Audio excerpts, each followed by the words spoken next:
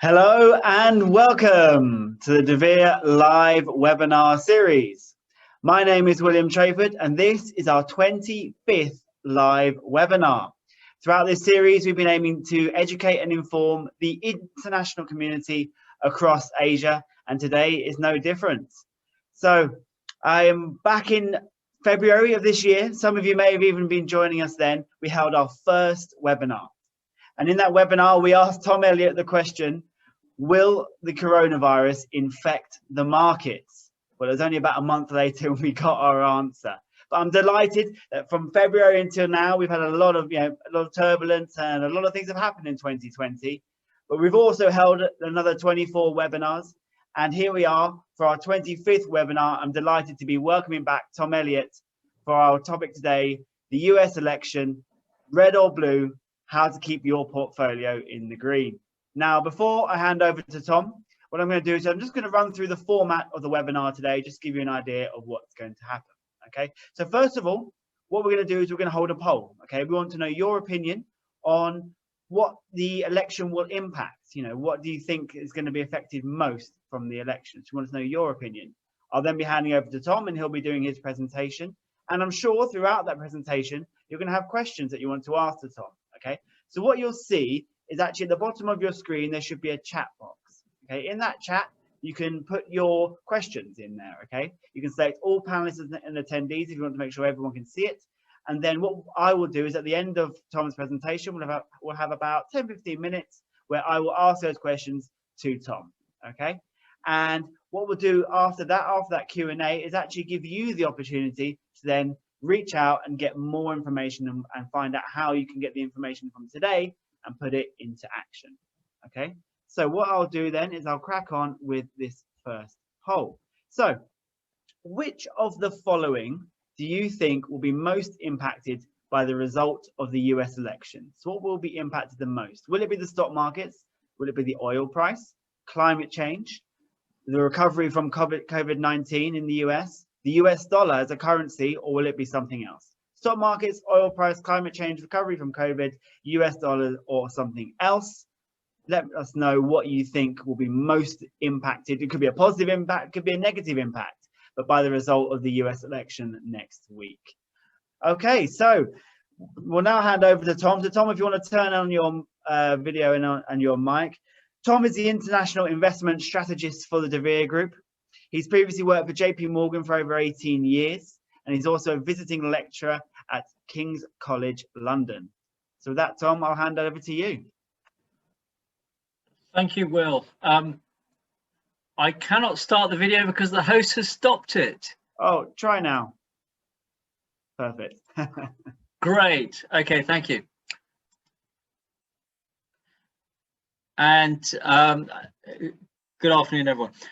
I would like to kick off with the first slide that should be on your screen now.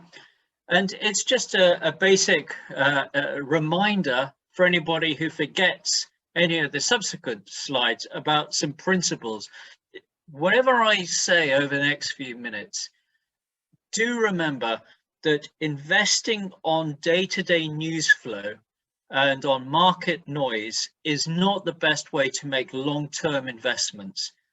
The best way to get rich is to do it slowly, then you can take less risk, allow time to do its work with reinvesting dividends and interest, the compounding effect, etc.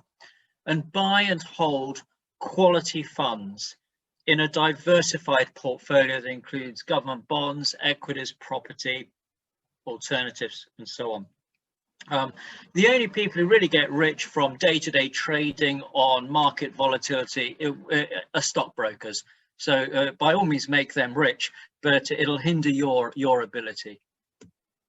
So on to American politics. To many West Europeans, it is a bit strange, American politics. And I just want to explain some of the background of American politics that I think is worth exploring. First of all, the Supreme Court has a much greater role in creating laws than in most other Western democracies, where the highest court is about interpreting the laws as was intended by the legislative body. And this is, it tends to be Democrats, Democrat judges that push the boundary on that difference between interpreting the laws and setting new laws, and more Republican conservative ones that believe the role of the Supreme Court is just to interpret laws as much as possible in some cases to how those laws might have been intended if they'd been written by the founding fathers.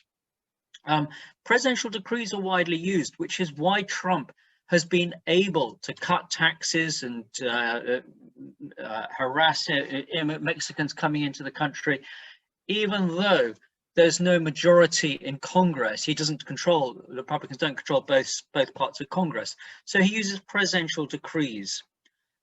Lobby groups are very strong in the US, even more so than in the European Union.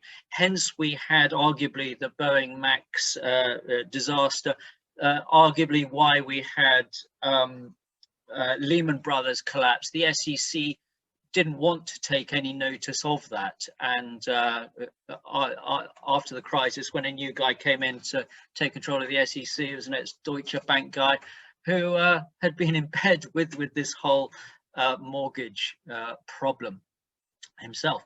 So and then you've got super PACs, which basically allow unlimited campaign financing. So politics is just for the rich and those who can court the rich. American politics is not only strange, but it's increasingly ugly. As we know, it's become increasingly polarized, inflamed by Trump's language and that of the right-wing media, Fox TV and that sort of thing. And on the left, cancel culture and the basic intolerance of snowflake wokeness for any more conservative idea that might have its roots in family values, tradition, and so on. And this has created, amongst the young and the old, a polarization of views that almost despises moderate positions. And I must say, we're seeing this increasingly in Western societies generally. It's a very good editorial in the weekend's FT pointed out. Foreign actors are also at work, whether Iran, North Korea, are the big ones for dissembling false information, but China and Russia probably there. And they don't really have to do anything so long as it can be thought that they are doing something, because the political players in America will jump on this themselves and inflame it for what use they can make of it. And of course, all this is being egged on and fired up by Facebook, Twitter, and traditional media. So it is a peculiar political situation compared to the rather staid traditions of much of European politics.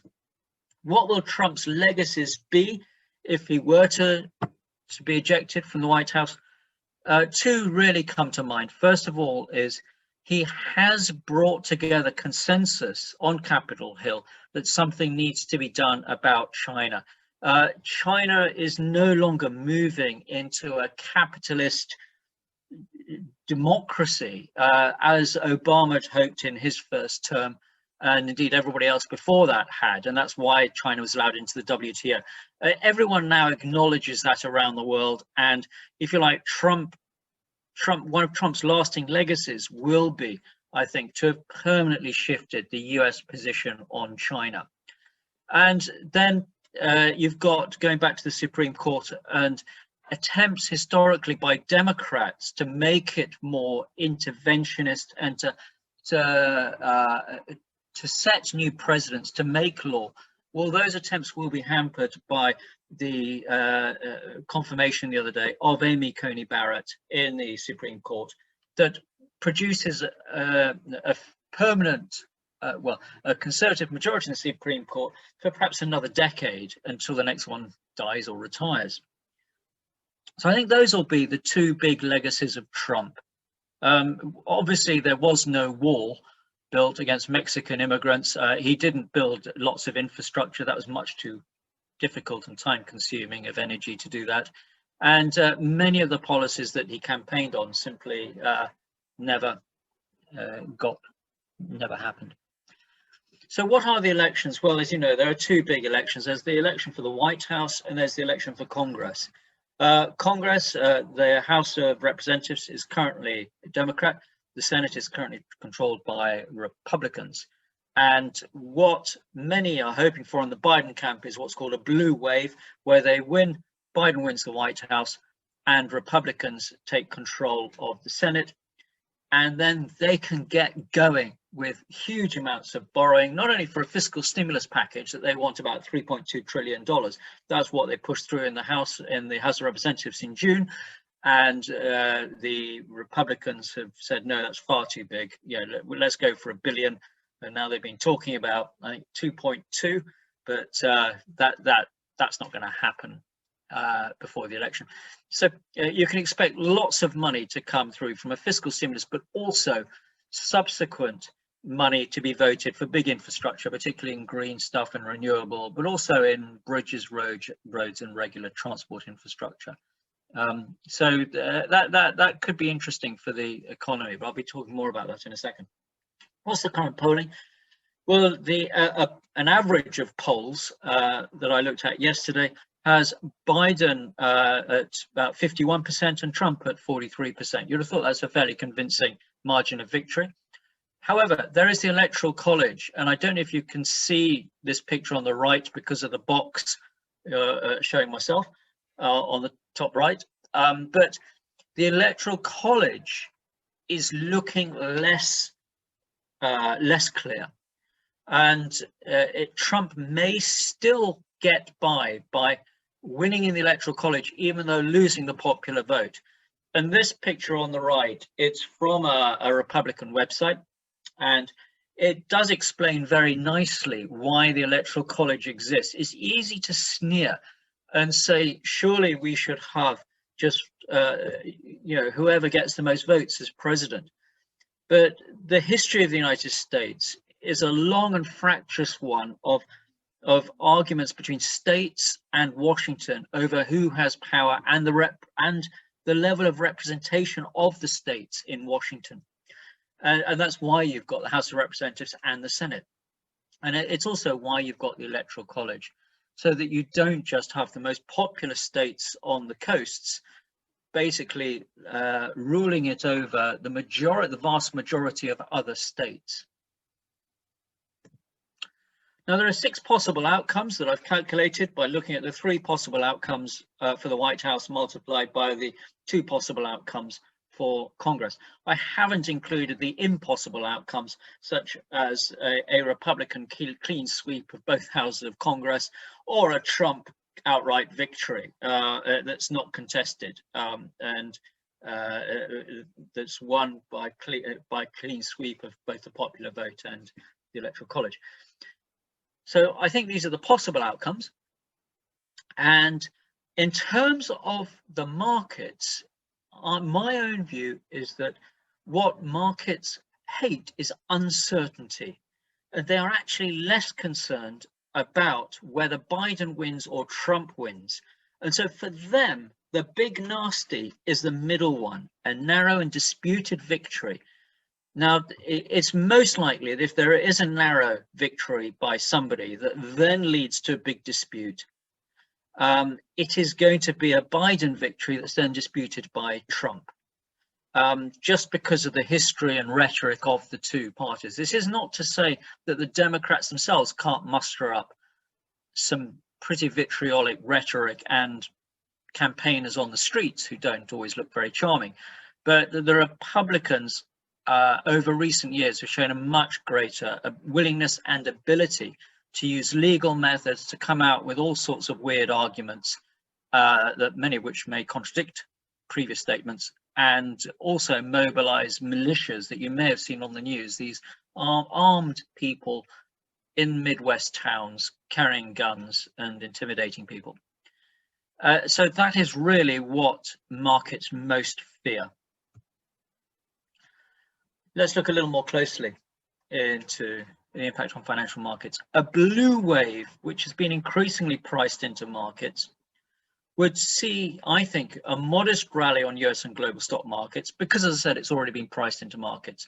So a modest rally would simply be acknowledging there's now no risk of that because it's happened. I think we'd have a stronger US economy because we would get a big fiscal package, and we would get a wave of relief about foreign trade relations.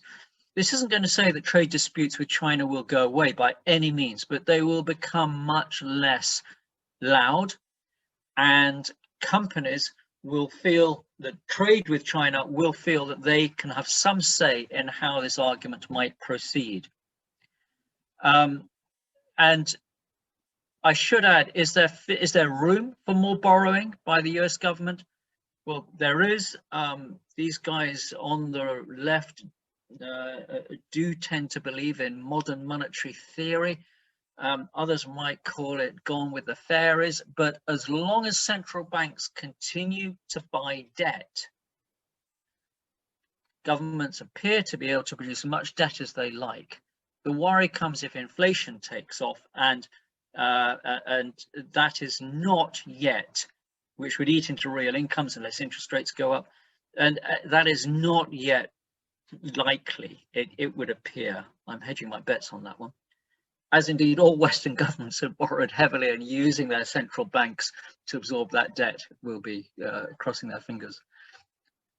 Now, some of the impact on the bottom line for companies caused by this boost to growth will be offset by higher corporate taxes. Biden is not suggesting a total repeal of Trump's tax cuts, just repealing about half of them. That will have a negative effect on reported earnings, no doubt about it. There are sectors that are particularly vulnerable to a clean sweep, and that would be energy, financials, healthcare, and tech. There is a lot of anger about Trump repealing some of the environmental laws that the Obama administration took place that curbed what energy company can do. The financial laws. One of the reasons why US banks are in a good position at the moment and can absorb losses and defaults coming from the recession is because of the rules and regulations put in after last financial crisis that forced them to increase massively the capital they could put to one side, which hurt earnings because it was money they could not lend out. But Trump has been eating away at those regulations, not specifically those capital regulations, but at others, and Democrats want to reinstate them. Healthcare, well, it's been a long-running campaign by the Democrats to bring down drug bills from US pharma. And tech is vulnerable to regulatory issues, actually from both sides for different reasons. Renewables and infrastructure are likely to outperform. So that would suggest, if one is into dabbling around with one's portfolio, perhaps a core satellite position where you do look for some interesting themes alongside more sort of buy and hold positions, they may be interesting. A Trump victory, this incidentally on the top right is a picture of Trump looking happy, it's supposed to be. It's not priced into markets. If it's a clear victory and it's uncontested, I actually think markets may do very little, fall a bit, but it's very difficult to know. After all, everyone predicted the markets would fall if Trump won last time, and they went on a massive rally. But this is just my gut feel, that they'd fall a bit just because currently markets are pricing in a blue wave.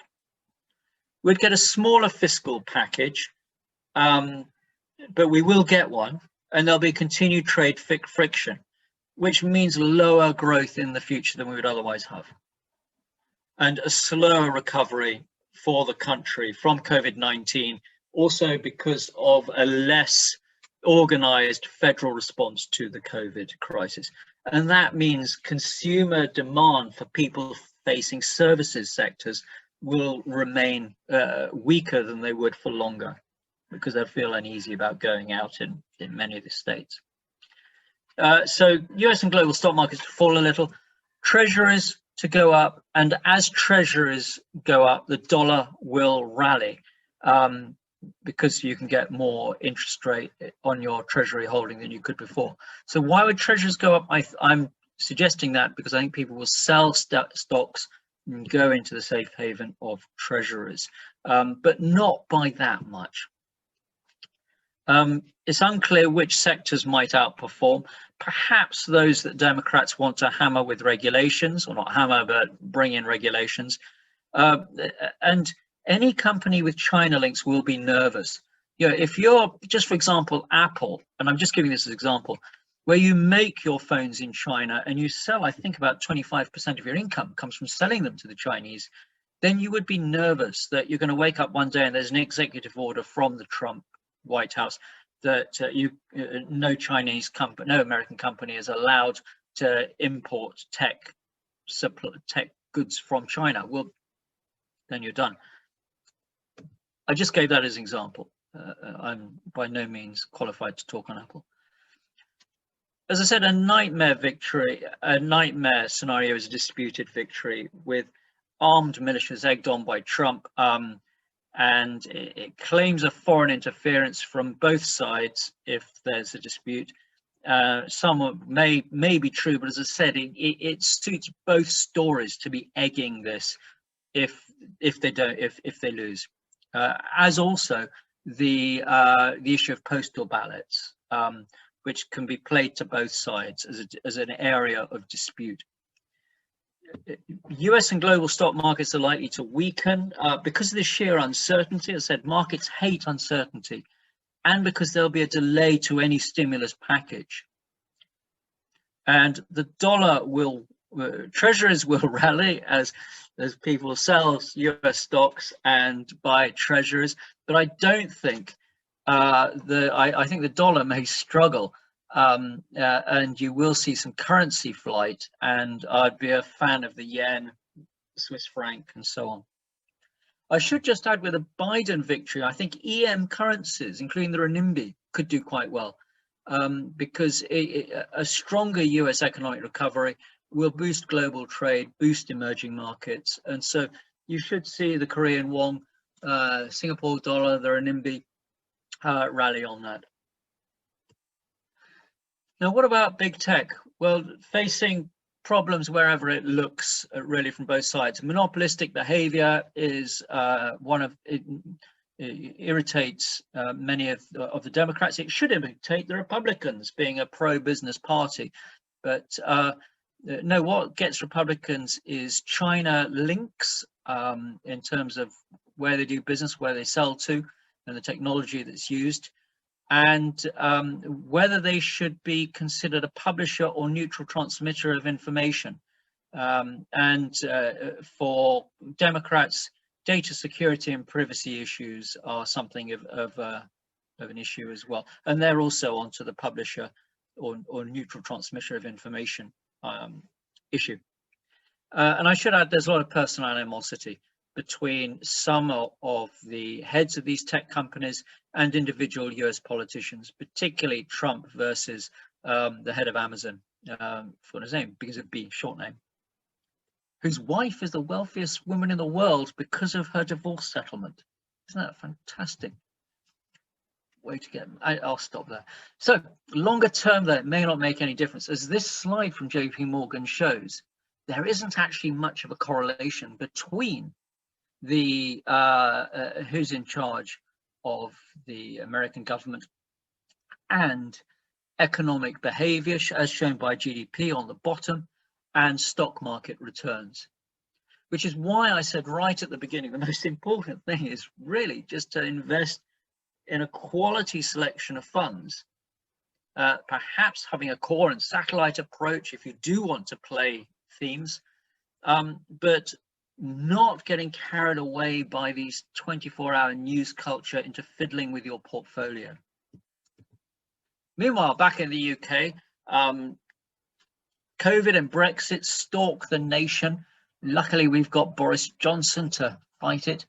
We've got, I think, a last-minute deal with the EU is likely. His threat to walk away from a deal from negotiations 2 weeks ago was just theatre. And it will involve I think the French giving up on fish, the French have been absolutely astonishing on this. They're just simply at the moment refusing almost to acknowledge that the UK is leaving the EU, and therefore that there should be any change to the common fisheries. Anyway, I think there's, the language from Macron is sort of preparing the Channel fishery towns for some shock, that maybe they won't be able to fish almost unlimited fish in British waters. And in return, there'll be a considerable climb down from the UK on state aid. The EU wants Britain to have a state aid subsidy regime that they can have a say in its regulation, because they don't want to offer free trade to an economy sitting on its doorstep that has an ability to pursue unlimited subsidies. The UK, and this is an odd argument for the Conservative Party that's never liked state aid and always argued against it, but from a position of sovereignty, they're saying, well, we have the right to be independent on our state aid. And this is really interesting, because this highlights the contradiction within the Brexit side between sovereignty and free trade. If you want free trade, it means doing multilateral agreements that inherently restrict your sovereignty. And with that climb down on state aid, the Northern Ireland border will return to what it was agreed at in the withdrawal agreement and the subsequent and the attached protocol, which is in the North Sea, making Northern Ireland within the EU customs area, which Boris and Gove have sort of been disputing. And their rules on state aid that they're trying to introduce would very much put the border between the Republic and Northern Ireland, although they don't actually want to say that. So sterling will rally a little if there is a deal, and I should add, if there's no deal, it will fall. It's been remarkably stable this year. About 130. Well, it entered January the 1st at 131. But COVID is testing the government's capabilities in a way that it was unpredicted. The wave of Conservative MPs in former Labour seats that got in the last election are joining up with some of the Labour towns in Manchester and the North to really test Boris Johnson's capabilities on managing this and treating the country as a whole, rather than being seen to favour the North over the South. And he's come under a lot of pressure. The track and trace system is not the world-beating one that he wanted. So in the combination of Brexit, which Bloomberg estimates so far has cost the country £200 billion in lost investment since 2016, and therefore slower growth than it would otherwise be, plus the impact of COVID on an economy that is disproportionately biased towards people-facing service activity, means that we are one of the worst hit of all the OECD developed economies, and the recovery is likely to be weaker as a result. Manufacturing economies such as China, Germany have experienced a much shallower drop and are likely to experience a stronger bounce. Indeed, to summarize the effect of COVID on the global economy, it is that the goods side of the global economy has almost recovered. In China, it's more than recovered, the manufacturing sector, with GDP in the fourth quarter up 4.9%, in the third quarter, year on year, astonishing. Whereas those societies, those economies more biased towards the service sector, still look very, very sick. But what do investors really want for Christmas? Well, obviously political stability in the US and around the world, but it's a vaccine for COVID. Then we can get back to normal life and markets will rocket. And the ones that will, I think, outperform will be your cyclically sensitive stocks that haven't done very well so far during the recovery. So we'd be talking about builders,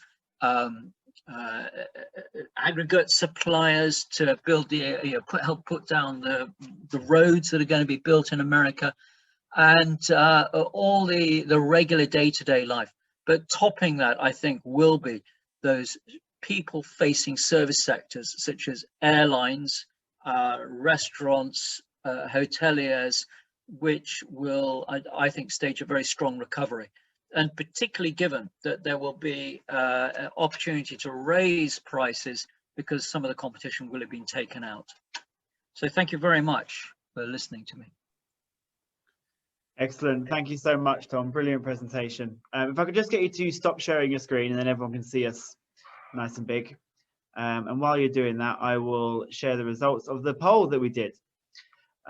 So the leading one was, what do you think would be most impacted by the results of the US election? Overwhelmingly stock markets, followed by recovery from COVID.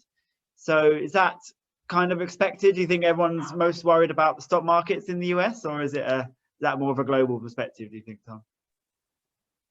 No, it's a global perspective. The VIX index of implied volatility on the S&P 500 over the next month is at, I think, 35 at the moment, around then, which is an increase over the last month. That it's been hovering around the 30 or so, which is itself, I should add, much higher than the sort of mid-teen average before the panic, before this crisis began. So no, volatility is up. It is definitely election related, and people, I should add, people are looking for opportunities as well in this increased volatility.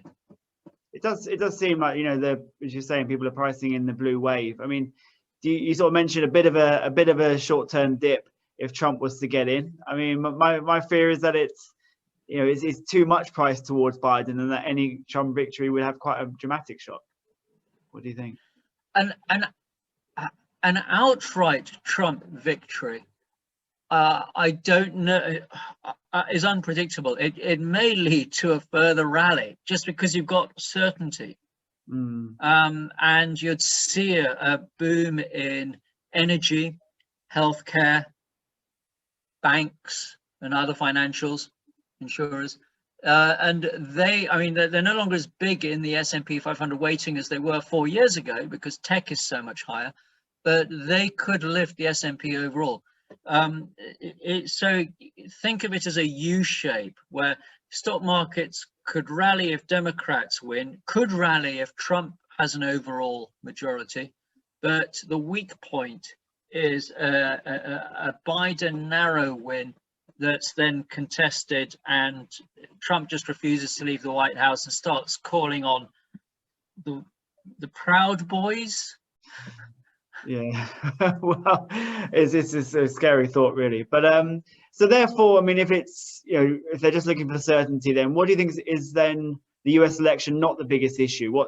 Is really COVID the biggest issue at the moment for markets, longer term? Yes. I mean, just to give an example of that, the head of Jaguar Land Rover about 10 days ago, when it was giving its results, said that COVID represents a longer term impact than Brexit, and I think that is worth bearing in mind. It's having all sorts of repercussions. Just on travel, for instance, the more we get used to doing these sorts of video calls, the less we are going to be inclined to get on an airplane to go to a meeting. Yeah, absolutely. I definitely agree with that. It's happening already. Even in a country where we can move around pretty freely in China, people most of the time are choosing to do meetings this way. It's already impacting. Yeah. So on that note, Howard has asked, you may remember the question, Tom. So back in February, I asked Tom of the possibility of a pandemic. Now I'll ask what the possible effect be of a second or even third wave. I think we will have any number of waves until we get this vaccine. But I also suspect with each wave, we will have a more readied healthcare system and sort of knowledgeable response, hopefully from the politicians and medical experts. So there will be less of an impact with each wave. That's what I'm hoping for. the nightmare scenario is that as this goes on, if there isn't the prospect of a vaccine round the corner, that politicians can say, look, bear with us, go into a lockdown because a vaccine is around the corner. But the longer that vaccine takes to come, the less politicians can say there's one around the corner, and they start losing popular support for their measures. And we are already seeing this in much of Europe, the UK and the Western world, where local government and municipalities are saying to the national government, look, we're not all in this together. Our area doesn't have the same level as you do. So why should we go into lockdown? And then the national government is trying to talk about national unity and everything, trying to treat everyone the same. It's very difficult. Yeah, it really is. So a question we had coming in before the webinar, for a very local one. So is China the new world power? And if not yet, is it just a matter of time? No.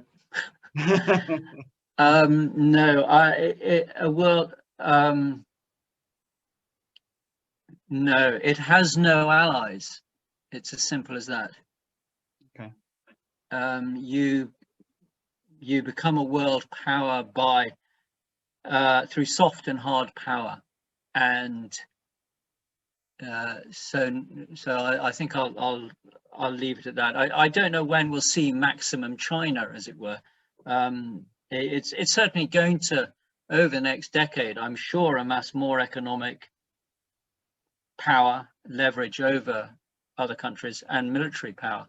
Longer term, it's got terrible demographics, as you know. It's so yeah, yes, I'm a little skeptical over the very long term, as it were, as the way it's currently managed.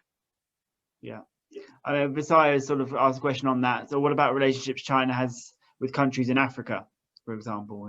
They would sort of point to allies there, I guess. Is what it's hinting at. Yes. Well, it's interesting. They are certainly providing lots of inward investment. So you've got railways being made, and that is definitely boosting African growth, and which is good for Africa and good for the world. There aren't. I mean, the downsides to that, as with any inward investment into countries that are big on corruption, is that you do tend, you alienate the masses from the elite, because the elite get a disproportionate amount of the goodies. But that would frankly happen under any inward investment, not whether it came from China or not. So yeah, I think it probably is good for the African economy. But again, just going back to getting allies and soft power, if you go to these countries, there's often a lot of antagonism, because frankly, they'd love the money and they'd like to be building railways, but they'd also like to use local labor rather than Chinese labor. Yeah. Okay, good. So for another 4 years for the next US president, what do you think will be the biggest issue for whoever's in charge for the next 4 years for the US president? It will be managing China, and it will also be climate change, where the effects of which are being seen in America as much as anywhere else. And this is where China definitely has something to offer, I should add. On the one hand, it's building new coal-powered power stations. On the other, it is leading the way in many renewable technologies, just by the fact it produces so much solar paneling, so unit costs come down, which helps everybody. Yeah. So I think China's got a role to play in that, along with the US, which I'd like to see come back into the Paris negotiations. And I think we'll see under a Biden victory, we'll see a more multilateral approach to dealing with the US's and Europe's problems with China, but also with climate change that China should be a part of. And hopefully I would like to see, in an ideal world, a reform of media laws in the US and the way social media is run. But that might happen under new regulations, but who knows? On that, actually, sort of linked to climate change. So Seb has asked Tom. Well, he said, first of all, Tom, I know you don't like predictions, but it's all we seem to do here. But he says, does oil have a room in this new decade? Is there a room for oil? Is there? Because obviously energy companies have been really beaten up recently. Oil prices have been all over the place this year. Yes, I mean, what I think it does. It's easy to forget that global demand for oil is steadily going up. Well, it was before the crisis, despite the ever increasing use of renewables and more efficient car engines and so on. So we were just before the crisis, I think we were hovering around about 101, 102 million barrels a day.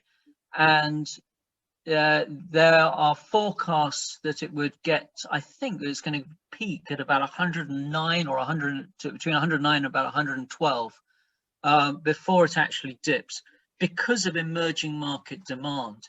And so I suspect, and don't forget, that with low oil prices, we've had cutbacks in exploration and development of new fields. So that will curb supply. So I'm not too perturbed about the medium-term outlook for oil or for oil prices. But I would have thought long-term, the game is with renewables rather than with fossils. Yeah, that makes a lot of sense. All right, excellent. I think we're going to end it there. But before I do, obviously we have it's a lot of information for everyone to absorb, and you might think, okay, that's great information, lots of stuff there, but what does that mean for me? What does that mean as an investor? What should I be doing? So what we're going to offer to do actually is to say, okay, as investors, you're sitting there with a portfolio. Would you like to talk to a deVere advisor who can look at your portfolio, look at your investments and say, okay, how is it positioned at the moment, and how would it be impacted by some of the changes that may be coming that Tom has spoken about today? Okay, so what we're going to give you the opportunity to do is say, okay, would you like a deVere advisor to analyze your current portfolio, and we'll arrange a time either to have a meeting or for them just to have a look at your portfolio. So yes, if you'd like them to have a look, no, if you'd rather not, or if you haven't actually even started investing yet, then but I'd like to start investing. Lots of information to go on already. So I'll leave that up there for you to use. And Tom, I'd just like to say thank you so much for your presentation and for joining us today. Thank you very much, Will. Excellent. Thank you. Always a pleasure. And obviously, everyone, thank you so much for joining us. Thank you for your excellent questions. We also have a deVere webinar series WeChat group. So if you're not in that group, please send a message to whoever invited you or reply to the email with the Zoom link, and we'll get you added into that group. And of course, throughout this series, as we were at the beginning, we are supporting Give to Asia for helping with the COVID-19 response. Excellent work they're doing. So thank you for all your donations as well. So thank you, everybody. Good evening.